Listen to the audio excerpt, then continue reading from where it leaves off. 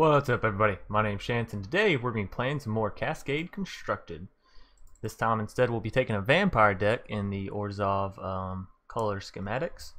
And I've played through this once through the Cascade event and managed to go 4-1 with it, so I figured it was pretty good and at least good enough to do a video on. So yeah, we'll go right through the deck tech and then we'll hop right into our game. So kicking us off, we have 3 copies of Legion's Landing. Obviously this will help you keep low to the ground, create more vampires, you know, all that nice stuff. And for 1 mana, can't really beat it. It's great for whenever you cast out your 2 manas, which you have plenty of in this deck in the form of Adanto through Legion Lieutenant. It'll allow you to get those out, you know, freely in this event. Let me go ahead and preface this deck by saying it does try to stay low to the ground and very aggro in its means of killing your opponent. So you're trying to kill them, you know, quickly, turn 5 to 7 typically. At least that's what I've been seeing so far. So moving along, we have 3 copies of Skymarcher Aspirant as well. 4 copies probably fine. 4 copies of Legion's Landing also probably fine if you want to throw those in there, if you can manage to slip them in. The Ixalan's Bindings is probably a little bit slow for this deck, but I feel like Seal Away just isn't good enough in this game mode. So there's the Ixalan's. Nonetheless, we have 3 Adanto Vanguards, and it seems like we're just going to have 3 of everything in this deck. Excellent Vampire, you can pay the 4 life, it gains indestructible, so it's really difficult to kill. And it gives us a good threat for only 2 mana, swings in at 3 originally, not counting however many Legion Lieutenants or Radiant Destinies you have on the field. So we have 2 Paladin of Atonements. I found this is really great whenever your opponent is just killing your creatures immediately and all that. Paladin of Atonement sort of, if it can survive 1 turn, great. If not, you're still going to gain the life whenever it dies, so they have to exile it if they don't want to give you the life. So it's a little bit of a different mechanic than the other vampires that you see that just have lifelink. So I really like Paladin of Atonement actually. And some people will probably question why I'm not playing Bishop Soldier. I just don't. I like Paladin of Atonement a little bit better. It seems like a riskier play, and it probably is. And it not having lifelink, again, it could come back to bite you. But I feel like we have enough 1/1 creature tokens that having Paladin of Atonement over Bishop Soldier is worth it in my books, at least. Definitely feel like he helps the deck. 2 cast downs for some removal. 3 Dusk Legion Zealots, another vampire, deal 1 damage to yourself, which you have a lot of lifelink anyway, so it's not really that big of a deal. And you draw a card, so gets you some card generation there. You could go up to 4 very easily if you want to. I find 3 is perfectly fine. 4 copies of Legion Lieutenant. You will want to run 4 of these if you have them. Other vamps you control get +1/+1, and it's not a legendary, so you can have all 4 of these down at once, meaning all your vampires are getting, you know, +4/+4, except for your Legion Lieutenants, which will get, you know, +3/+3 because it's all of your other vampires, not including this card. So, but if you do have 2 down, obviously they'll affect each other because they're other vampires from one another. That's confusing to say. Nonetheless, the only vampire we're not repping is Mentor of the Meek.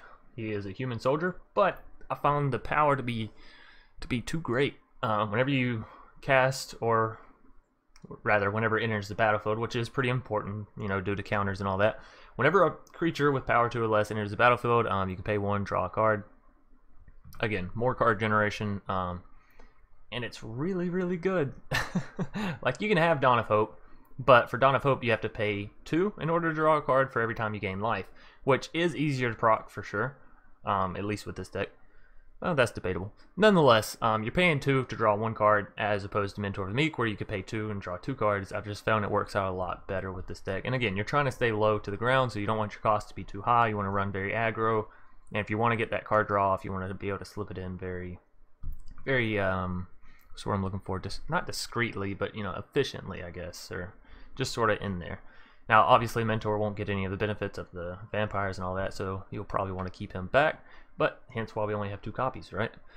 Moving us along, we have 3 copies of Radiant Destiny. Obviously, whenever it lands, you're going to name vampires. Creatures you control of the chosen type get +1/+1. As long as you have City's Blessing, they also have Vigilance, which is huge. It means you can swing in with all your vamps and keep them back as defenders, all in one.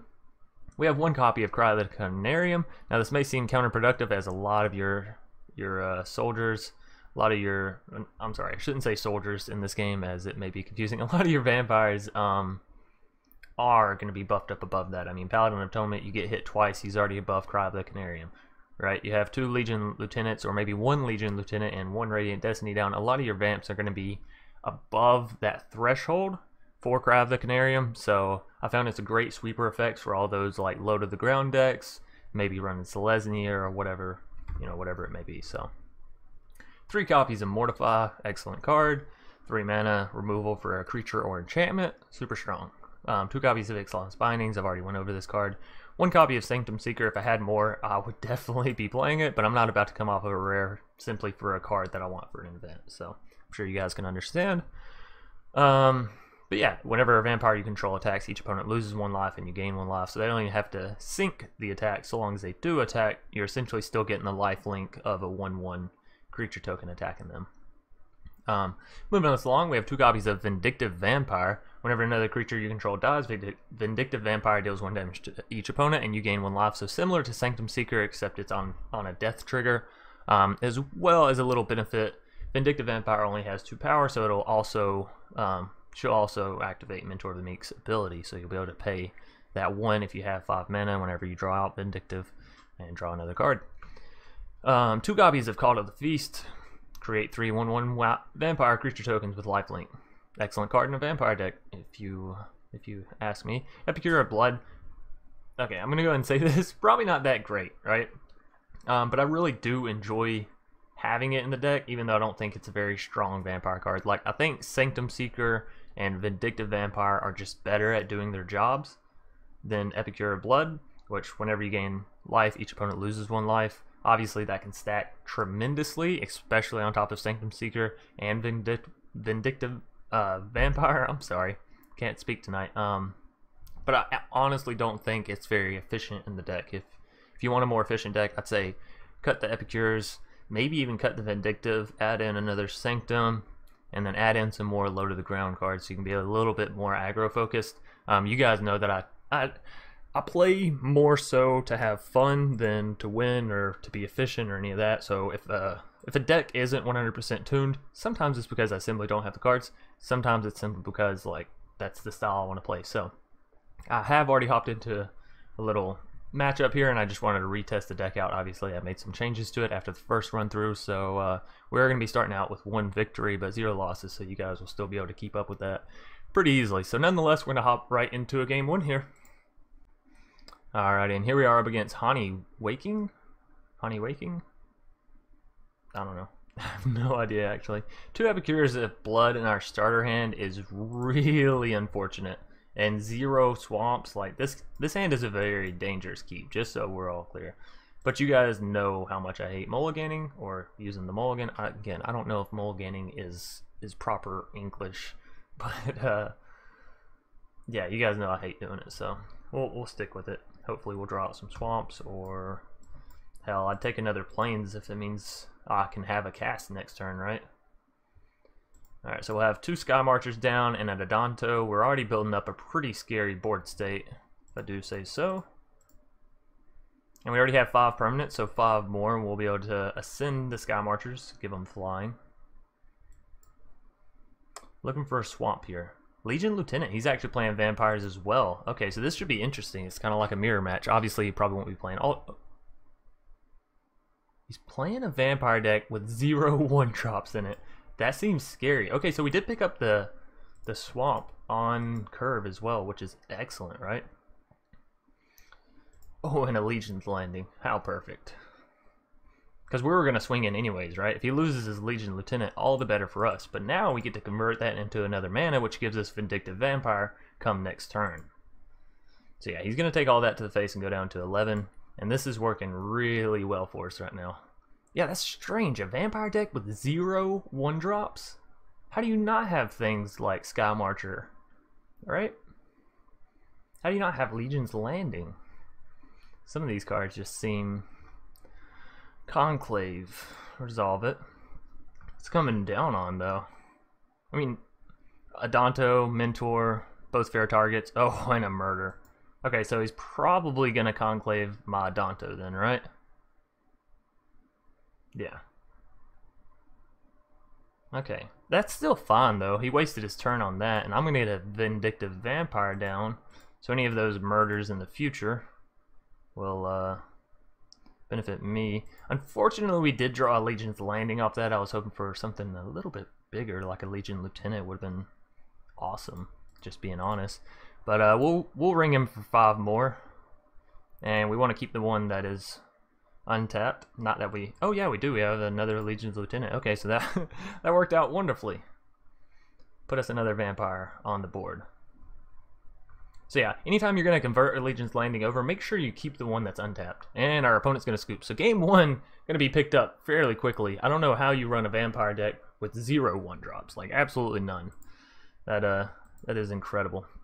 And we picked up Yawgmoth's Vile Offering. Honestly, a pretty cool card that I probably don't try enough. Nonetheless, we'll hop on into a game 2. Alrighty, and here we are up against Just Sauce. Just sauce. That's it. No main course, no side appetizers, just the sauce. Alrighty, so decent little hand here. We're definitely going to keep it. We have enough for the Mortify, the Dusk Legion, the Adanto, all off the bat. Call to the Feast is only 1 mana away. We have the check lands. So yeah, pretty good, pretty solid. As far as what we're going first, half of me wants to say Adanto, half of me wants to say Zealot, right? We'll have to see what colors they're playing. If they play red, I may go Zealot first. Because there's a good chance that they will shock it or lightning strike it or, you know, whatever the hell they want to do. And I'm not feeling like playing or paying the 4 for Adanto until I know, you know, it's not a mono red that's just going to kill me in 3 turns with 2 mana. Obviously that can't happen, just so you guys are wondering. I am exaggerating that quite a bit actually, but you guys understand the point I'm trying to make. I think the Zealot is a little bit of a safer play if we're going up against the red color scheme. Alrighty, our opponent finally decides to keep their hand. And it's not red. That makes me want to go Adanto, honestly. Oh, it is red. Oh, and we got a Legion Lieutenant. This hand is scary good. This hand with this draw is scary good. And we get a Skymarcher down. Excellent. Alright, so we're going to go ahead and get down 2 creatures on this turn. Both with decent threats come next turn, right? Because that's already 5 health taken from him. That's 1/4 of his total health. Nothing to really sneeze at. And he still doesn't seem to have a play. No instant triggered, nothing. Okay, well if that's the case, I want to go as heavy and as hard as I can, as quick as I can, right? Before he gets any answers, let's just get everything down we can and swing in quickly. We have 3 more Legion Lieutenants, so I'm not worried about losing one here. I just want to ring him for as much as I can. So instead of 5, we'll end up swinging in for the 7. And we'll still have 13, but honestly, if we draw into another Legion Lieutenant, we could kill him next turn. He's got to have an answer. Blood Crypt. He has enough for a Kai. No. No, what does he have enough for? A Settle? He could have a... Oh. He's just gonna scoop! Oh, well. Alrighty. So, game 2 picked up quicker than game 1. That was like a 20-second match, 30-second match. I don't even know if I want to, like, you know, cut all the parts in between that. Nonetheless, we'll hop into a game 3. Looking at 3-0 right now with our Cascading Vampire deck. Alrighty, and here we are up against Bad Plan. Excellent. Like a man with a lot of confidence. Again, solid hand. So we'll definitely keep it. Go Adanto first, and then Legion on the next turn. Oh, that mountain scares me. Oh, double mountain. And a runaway Steamkin. We're looking at a mono red here. That's a shock. Go into our face. Thankfully it won't buff the Steamkin, but it is again a shock to our face. So alrighty, you guys ready for this to get wiped off the board? I am. Let's go Legion. Decent draw, so we're putting up more numbers for him. If he does decide to kill something, it'll more than likely be our little vamp, as it does have lifelink. He'll probably want to stop any and all forms of lifelink we may have. Runaway Steamkin. And he draws another shock. I figured he would. That's okay. Shock the Vampire. Please shock my Adanto. right? Because then that's a free block. All right, that's what he should have done. Unfortunately, he did it, but yeah, I think just taking the 3 here, like we can pay 4 and make our Adanto indestructible and block, but then we're losing more life than if he just attacks us in the face. So we'll just let it pass. I guess I'll let it slide this time. Now we can go ahead and Mortify, and I think that's the best route, honestly. These Steamkins give the red so much extra mana that it's actually ridiculous. Dusk Legion Zealot I actually don't love playing here because it's going to deal damage to ourselves, but I'm not going to miss up on a Cascade trigger simply because I don't want to do that. Honestly, I'm willing to trade away the Adanto for the Steamkin. I was about to say, I'm not going to pay the 4 life to keep Adanto alive. If he decides to trade, I would just take that trade and be happy about it. Now, what we do need is some life linkers down, right? We need some way to gain some life. Oh, an electrostatic field is definitely scary for us. Shock coming down as well. So far, mono red has been my bane of existence in this Cascading Constructed event. So if you guys go up against mono red, be warned.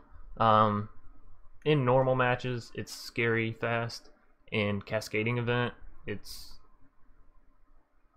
ridiculously fast. So we can't afford to lose the 3 here. Unfortunately, we're gonna have to chum block. I'm seriously thinking about an Ixalan on the electrostatic field or on the Steamkin, because both are pretty lethal to us. But depending on what we draw out of this, this could be the wrong play. It might have just been better to get down more units. We'll have to see. Mentor of the Meek. Probably gonna regret this. Mentor is just very easily removed from the board.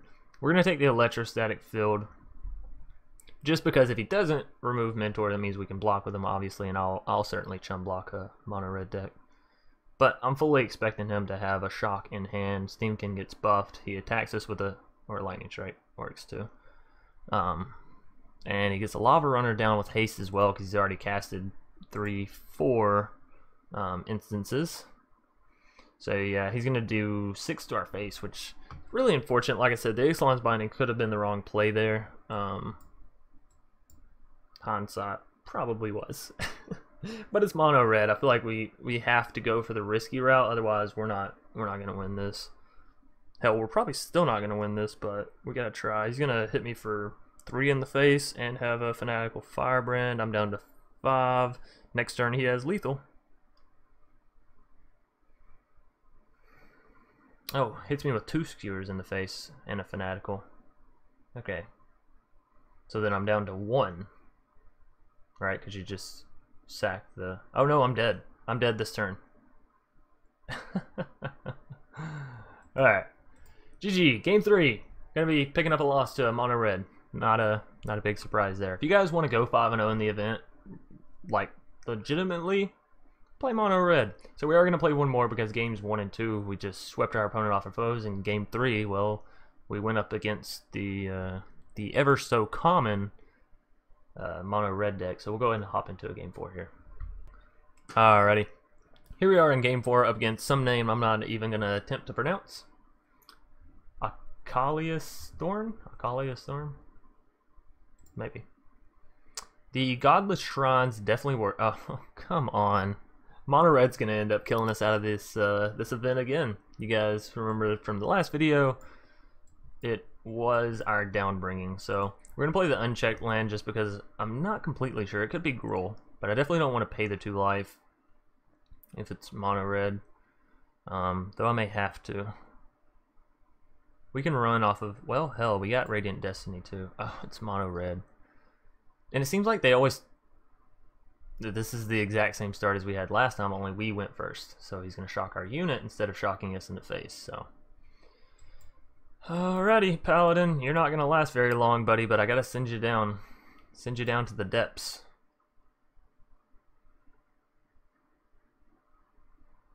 Yeah, so as I was saying, before I probably, cut the video in parts and whatnot, mono red, yeah, if you want to go 5-0, pick that deck. Gutter Snipe. Also, don't go the standard mono red. I've been seeing people run Gutter Snipe and Electrostatic Barrier. What is it? Electrostatic Shield? Something like that.